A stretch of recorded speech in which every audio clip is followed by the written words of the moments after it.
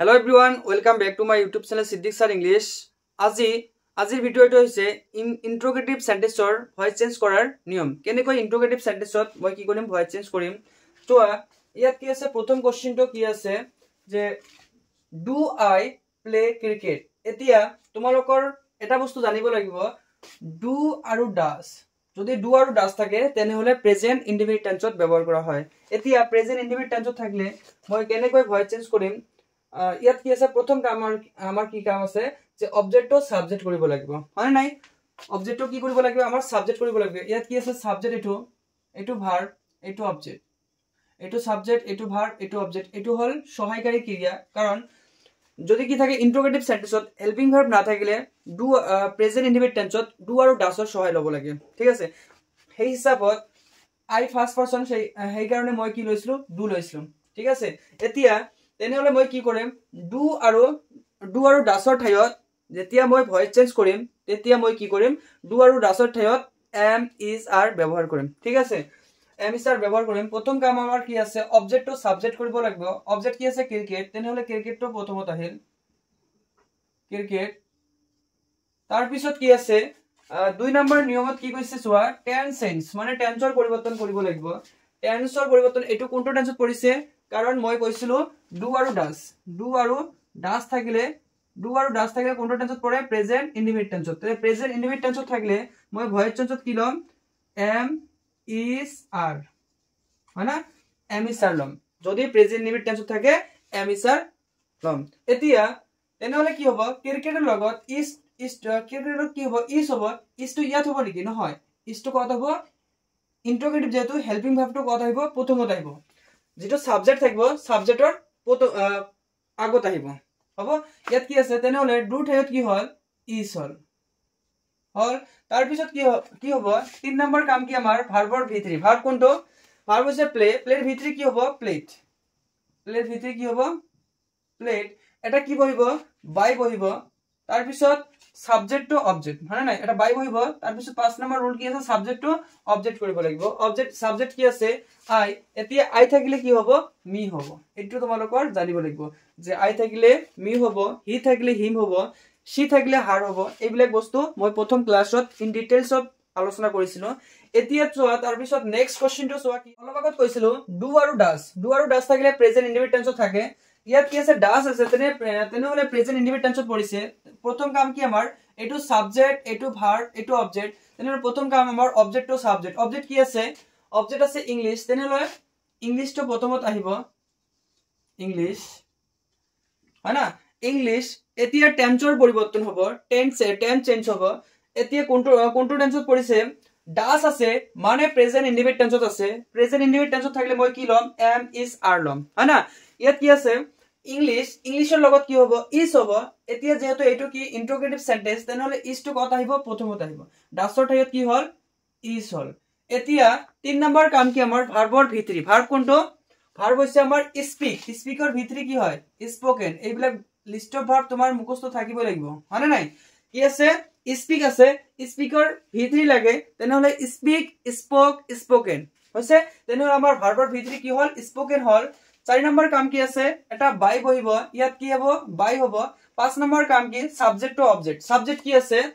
হি আছে সাবজেক্ট কি আছে হি তেনেহলে সাবজেক্টত যদি হি থাকে অবজেক্টত গৈ কি হ'ব হিম হ'ব তেনেহলে ইয়াত কি হ'ব হিম। শেষত এটা ইন্ট্ৰোগেটিভ চিন হৈছে। 2 নম্বৰ কোশ্চেনটো গল। এতিয়া আহিব 3 নম্বৰ কোশ্চেনটো। 3 নম্বৰ কোশ্চেনত কি কৈছে চোৱা 3 নম্বৰ কোশ্চেন হ'ব যে ডিড শি বাই এ পেন ইয়েষ্টাৰডে হয় না। এতিয়া ডু আৰু ডাজ থাকিলে প্ৰেজেন্ট ইনডিফিনিট টেন্সত পৰে। এতিয়া আৰু এটা বস্তু তোমালোকৰ মনত ৰাখিব লাগিব যদি কি থাকে ডিড থাকে কি থাকে ডিড মানে ভিটুত আছে ডিড থাকিলে মই ভাবিম কত আছে ভিটুত আছে হল। যদি কোনো এটা সেন্টেন্সত কি আছে ইন্ট্ৰোগেটিভ সেন্টেন্সত ডিডটো প্ৰথমত আছে তেনেহলে কোনটো টেন্সত পৰিছে পাস্ট ইনডিফিনিট টেন্সত পৰিছে। এতিয়া পাস্ট ইনডিফিনিট টেন্সত থাকিলে মই ভয়েস চেঞ্জত কি লম ওয়াজ নহলে কি লম ওয়ার লম। অহাকালি শিকাইছিলো যে যদি কি থাকে পাস্ট ইনডিফিনিট টেন্সত থাকে তেনেহলে টেন্স অনুযায়ী এটা বুজি পাম এটো পাস্ট ইনডিফিনিট টেন্সত পৰিছে। আৰু ডু আৰু ডাজ দেখি মই বুজি পাম এটো প্ৰেজেন্ট ইনডিপেন্ডেন্ট টেন্সত আছে এতিয়া প্ৰথম কাম কি আমাৰ কি সাবজেক্ট এটো ভাৰ এটো অবজেক্ট এটো হল এক্সটেনশন শেষত বহিব এক্সটেনশন কত বহিব শেষত বহিব প্ৰথম কাম কি আমাৰ অবজেক্ট টু সাবজেক্ট অবজেক্ট কি আছে অবজেক্ট আছে আমাৰ কি এ পেন তেনেহলে এ পেনটো প্ৰথমত আহিব ঠিক আছে এ পেনটো কত আহিব প্ৰথমত আহিব এ পেন হৈছে তাৰ পিছত কি আছে টেন্স হয় না নাই কোনটো টেন্সত পৰিছে past indefinite টেন্সত কাৰণ কি আছে did আছে did থাকিলে কি হ'ব past indefinite টেন্সত পৰে past indefinite টেন্সত থাকিলে voice টেন্সত কি লম was নহলে মই কি লম were লম এতিয়া এ পেনৰ লগত কি হ'ব was হ'ব নে were হ'ব ঠিক আছে মই অহাকালি শিকাইছিলো তেনেহলে এ পেনৰ লগত কি হ'ব was হ'ব তেনেহলে ডিটৰ ঠাইত কি হ'ব was হ'ব ডিটৰ ঠাইত কি হল was হল মানে নাই তাৰ পিছত চোৱা কি কৈছে ইয়াত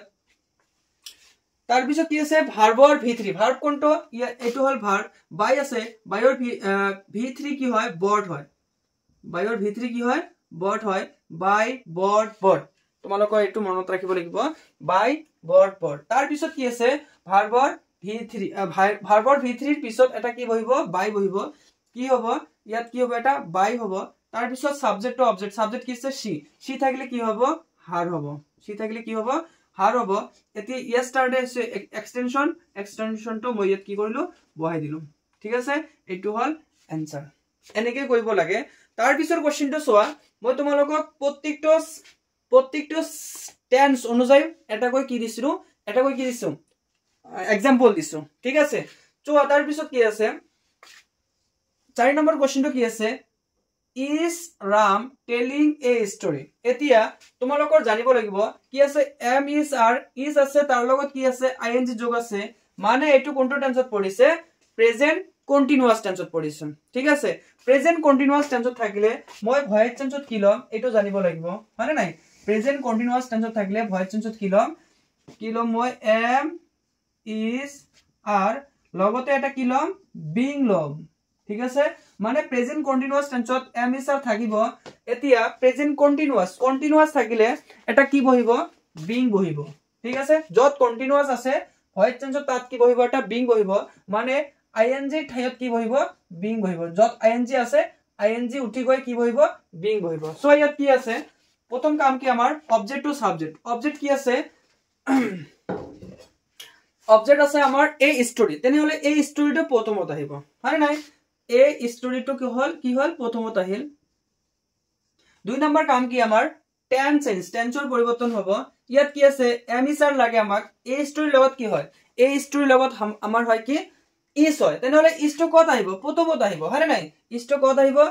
প্ৰথমত আহিব তাৰ পিছত ing আছে ing টো কি হৈ যাব উঠি গৈ কি হ'ব এটা being বহিব ing উঠি গৈ এটা কি বহিব being বহিব তাৰ পিছত কি আছে ভাৰ্বৰ v3 ভাৰ্ব কোনটো এটো সাবজেক্ট এটো ভাৰ্ব এটো অবজেক্ট তেনেহলে অবজেক্ট টু সাবজেক্ট হল তাৰ পিছত টেন্সৰ পৰিৱৰ্তন হ'ব এতিয়া প্ৰেজেন্ট কন্টিনিউয়াস টেন্সত তেনেহলে এই ষ্টৰীৰ লগত কি হ'ব is টো আগত বহিব যেহেতু কি আছে এটো ইন্টাৰোগেটিভ সেন্টেন্স হয় তাৰ পিছত কি আছে ing উঠি গৈ কি বহিব এটা being বহিব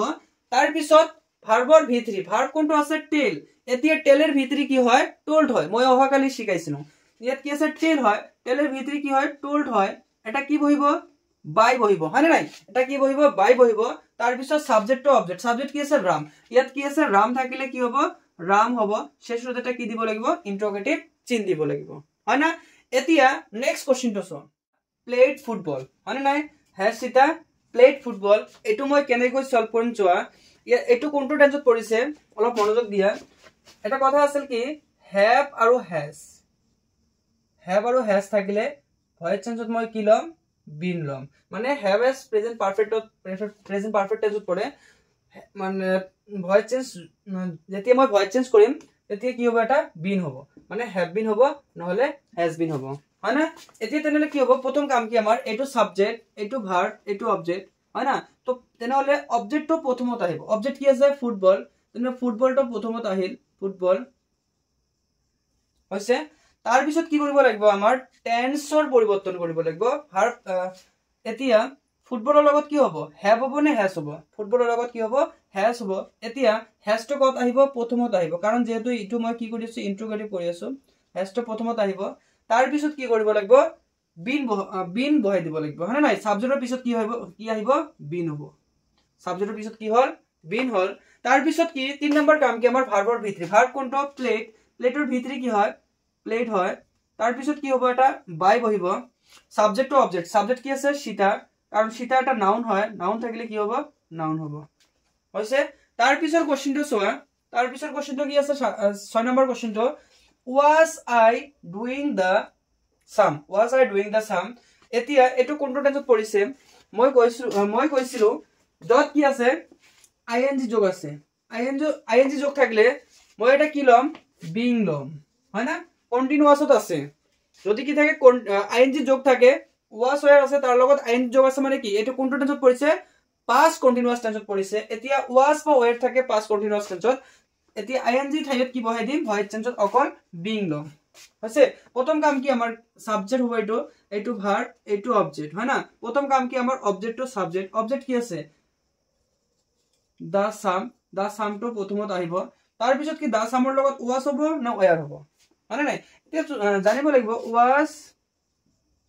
where এইবিলাক মই অহাকালি শিকাইছিলো তার পিছত এটা কি হ'ব being হ'ব হয় না মানে was being নহলে where being এতিয়া কি আছে দা সামৰ লগত কি হ'ব was তো প্ৰথমত আহিব কাৰণ ইন্টাৰোগেটিভ যেহেতু was তো প্ৰথমত আহিব আৰু ing উঠি গৈ এটা কি বহিব being বহিব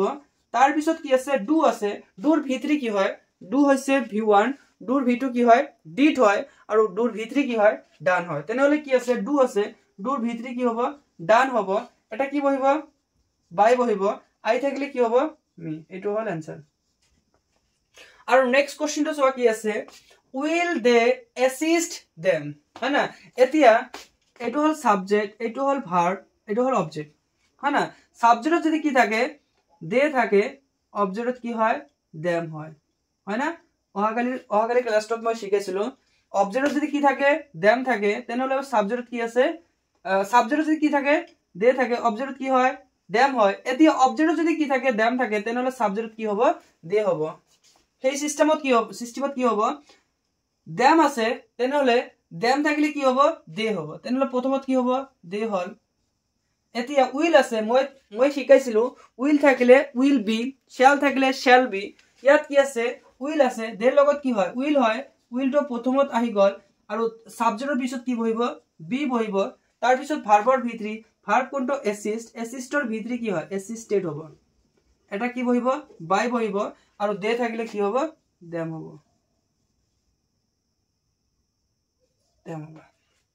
ঠিক আছে এটো হল आंसर আৰু নেক্সটত মই তোমালোকক শিকাই আছো WS ফেমিলি কেনেকৈ ভয়েস চেঞ্জ কৰিব লাগে